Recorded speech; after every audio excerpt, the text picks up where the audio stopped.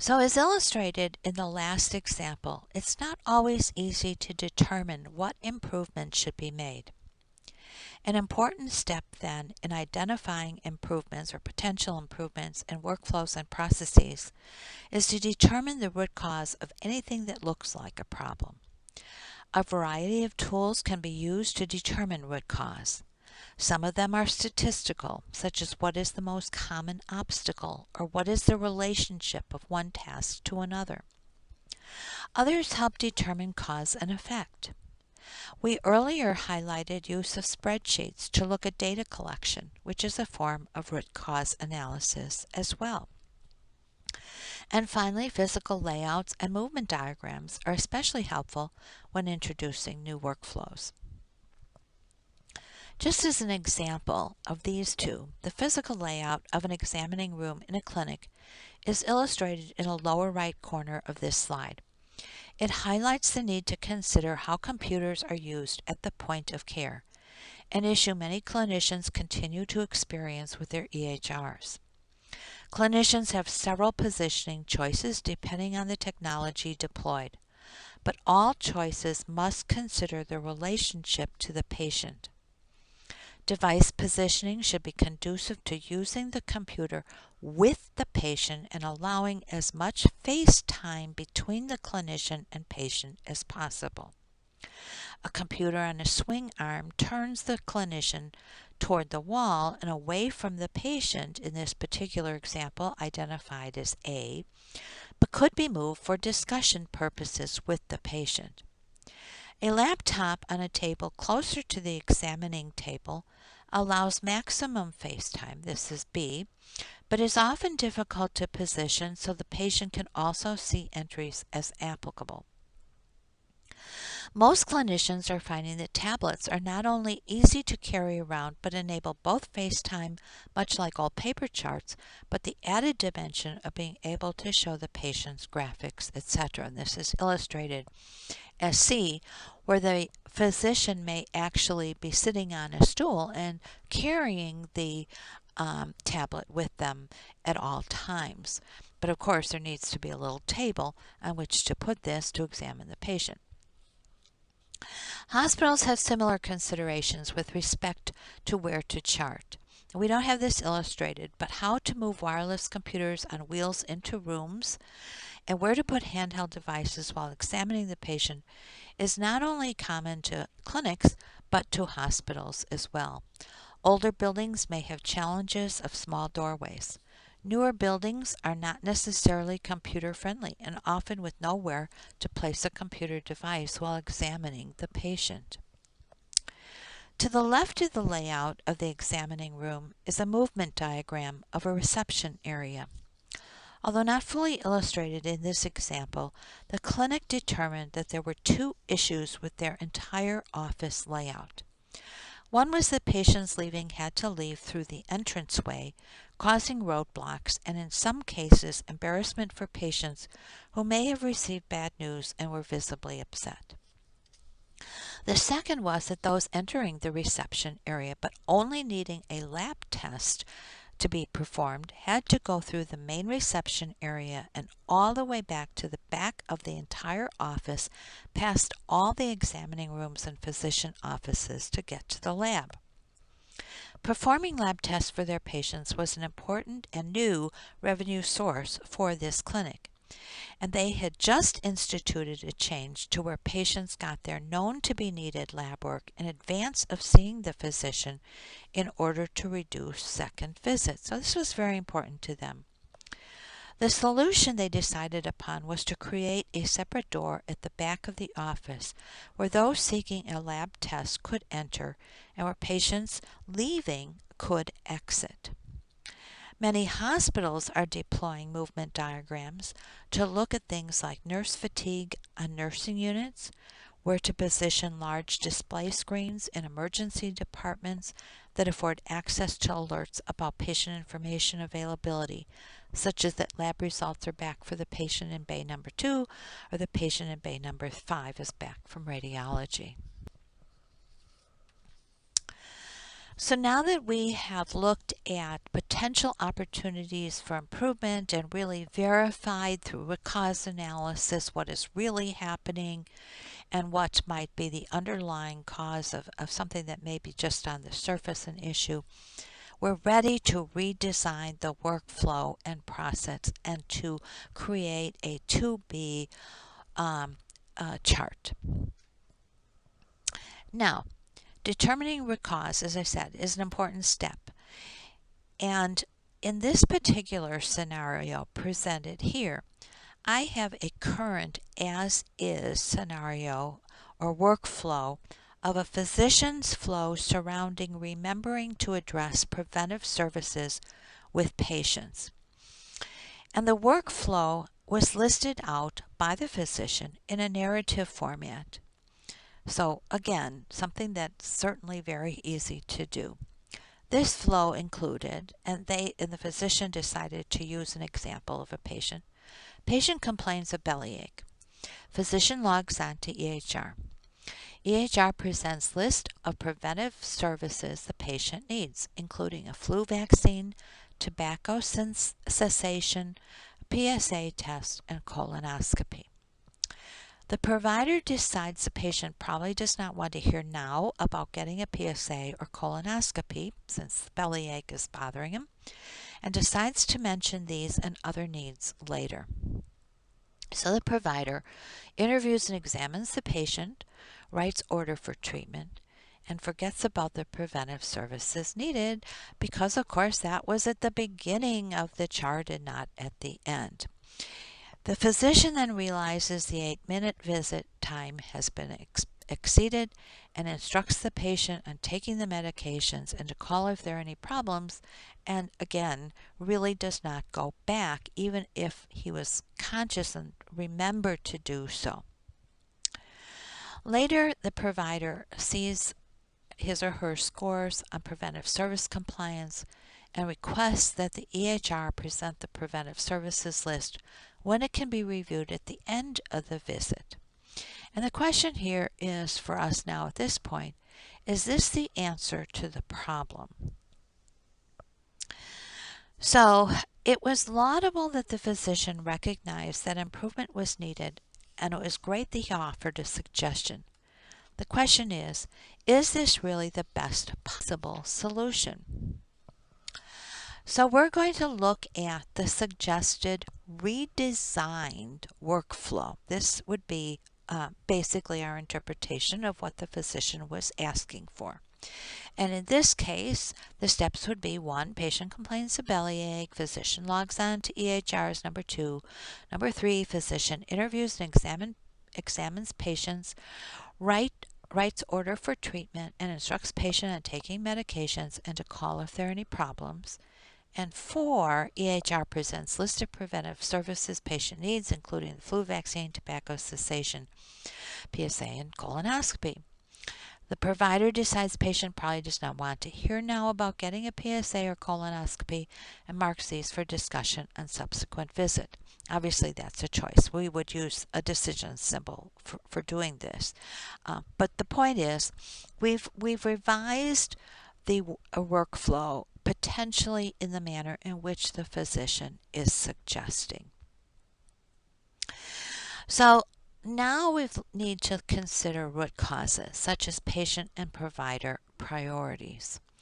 But we also need to think outside the box. And this is something, not putting physicians down, but even other kinds of clinicians really have difficulty doing.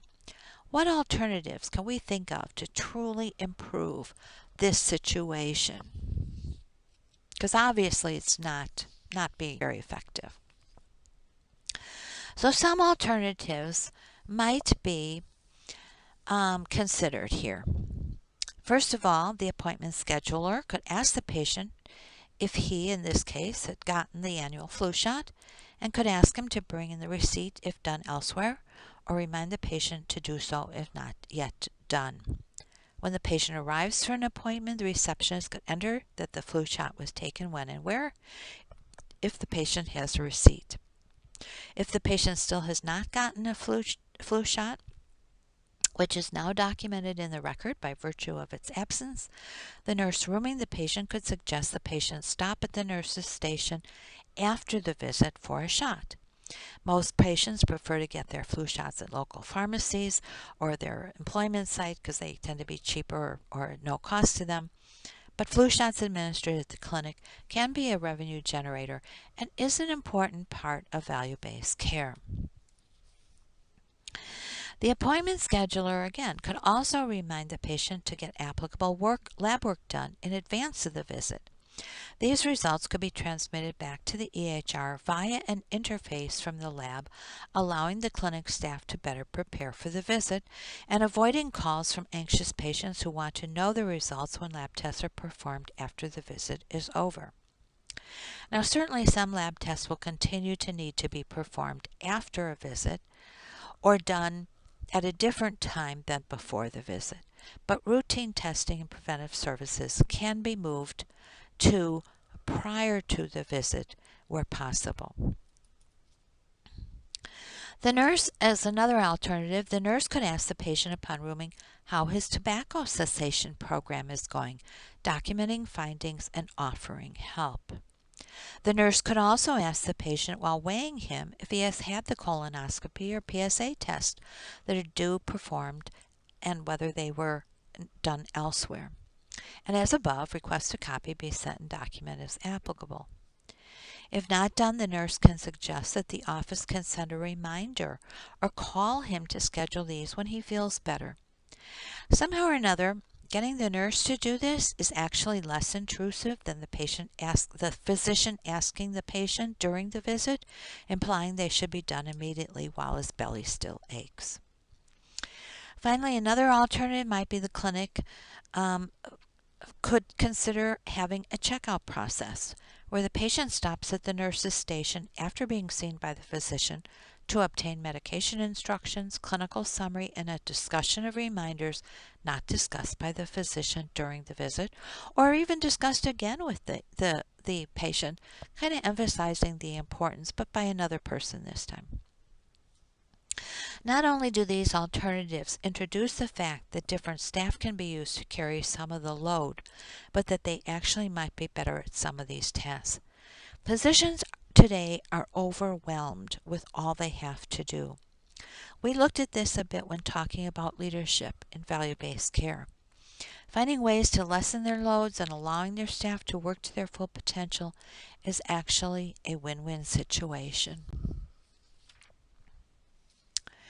Now, of course, once we have settled on what the actual new or to-be workflow is going to be, we want to document the changes. And documenting changes is a step after settling on the final ways to improve workflows and processes, and could be done, again, with the exact same tool we used initially, or it could be done with something else. In this case, I'm using a flow process chart to show both the before and after processes simultaneously. One on the left, one on the right. Documentation of the improved process is obviously a memory jogger as to what needs to be changed, but it can also be a way to explain to others how changes will occur. And reducing the number of steps, as in this case, is an obvious benefit. But I do want you to be aware, however, that some processes may actually end up having as many or more steps, but they may take less time, improve quality, and ideally both. It is also possible that fewer steps might take longer, but there are significant downstream time savings. And then in this case, it may be of benefit to show both the main steps and the downstream steps in both the before and after views so that clinicians can see the impact on productivity. It can also be helpful to identify not only the number of delays, but the amount of time delays consume. And this could be done also for errors. Once the improved process is documented, the rest of the steps in workflow and process improvement are ways to implement an improved process and its workflow. So this would begin certainly with establishing goals and applying change management techniques to help gain the best adoption of our new workflow and process. Just as with any change, workflow and process changes need to be managed. Goals, at least to the extent of desiring improvement, should be expressed at the start by those who are seeking improvement. In some of the scenarios we've looked at in this lecture, staff or physicians themselves recognize the need for improvement and at least indirectly acknowledge the need to measure and report on goals achievement. This was great. In some cases, the goals need to be modified. Certainly, an automated nursing admission assessment system is not going to be abandoned over use of 9 different forms. But the point is that nurses expressed the need for improvement that actually triggered the workflow and process mapping activity to begin with. It is truly the ideal to have the stakeholders recognize the need and ask for help in some way. As the workflow and process improvement activity commences and more is learned, goals can be refined. Goals should be developed in as smart a way as possible. And SMART stands for specific, measurable, achievable, realistic, and time-based. Vague goals that can't be adequately measured will not be considered realistic and hence will not be achieved, no matter how much time is given for their implementation. Again, having the stakeholders involved in identifying the changes needed and in setting their own SMART goals most often results in a more readily accepted change and more often met goals. Change management can be aided by the desire for improvement. Mappers who participated in the workflow and process improvement activity become change agents or change champions for others. Testing, training, and incorporating into policies and procedures the new processes and workflows must also be addressed. Testing improved processes and workflows is much like testing any new information system, other new tasks never previously performed, or even carrying out a new clinical procedure, a new surgical instrument, or something like that. And similarly, tests often must be done in simulations or tabletop exercises. Training should be performed after testing has been completed. New users of any new process should not be guinea pigs, and I see this so often, especially in information systems. It's disgusting. Anyway, while actual use may result in finding some glitches, there should be few and minor. The 2B illustrations can serve as training guides. Finally, incorporating the 2B illustrations into policies and procedures is also an easy way to document the changes and to afford the picture worth 1,000 words that a procedure benefit from. Finally, the conclusion of workflow and process improvement activities should be celebration of success and course corrections as needed. One way to help get more success with goal achievement is to reassure all stakeholders that while goals are important, they are not cast in concrete. They can be changed if they seem to be too ambitious after the fact. Also, the organization must be committed to helping everyone achieve goals they have set. The intent is not to punish, but to applaud success and help everyone reach that level of success. This may require a shift in culture and time to build trust. In the rush and constant life and death scenarios faced by healthcare workers, we often don't take time to reflect on goal achievement, and we certainly seem to shy away from celebration. But celebration is vitally important.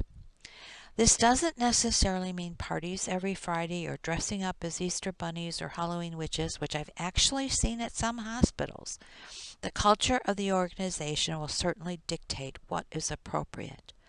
But a pat on the back, an acknowledgement in a personnel file, a mention during a meeting, and other such forms of saying thank you for a job well done, for meeting your goals, at all levels, individual, department, and entity, are forms of celebration everyone can and should do. Similarly, when goals are not met, panic should not set in. Blame should not even be considered. Goals are not met, and sometimes goals aren't feasible. That's just how it is.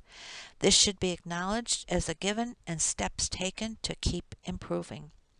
A root cause analysis is often needed to determine why a goal is not being met.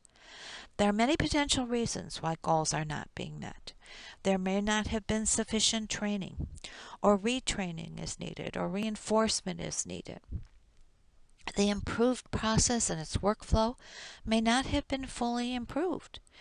If there are changes that may need to be made to information systems, as are often the case with any kind of workflow and process improvement, the fact that a goal cannot be met may be a system configuration issue that may even require vendor support to address. And finally, the goal, as we said, may not have been feasible from the start. The flowchart illustrated here identifies the nature of the root cause analysis that should be performed, and if you give this exact same flowchart to everybody involved, they can be reassured that the goal-setting process is an active, ongoing process to improve, not penalize, and it will be carried out until all are able to meet the new goals. So this concludes the first lecture in Unit 7 on workflow interoperability, and in particular workflow and process improvement. Thanks for staying with us through this theory. The second lecture in this unit will take us to very recent and very real-life examples of the need for workflow and process improvement in value-based care, and will test your skills in identifying ways to offer real-life improvements.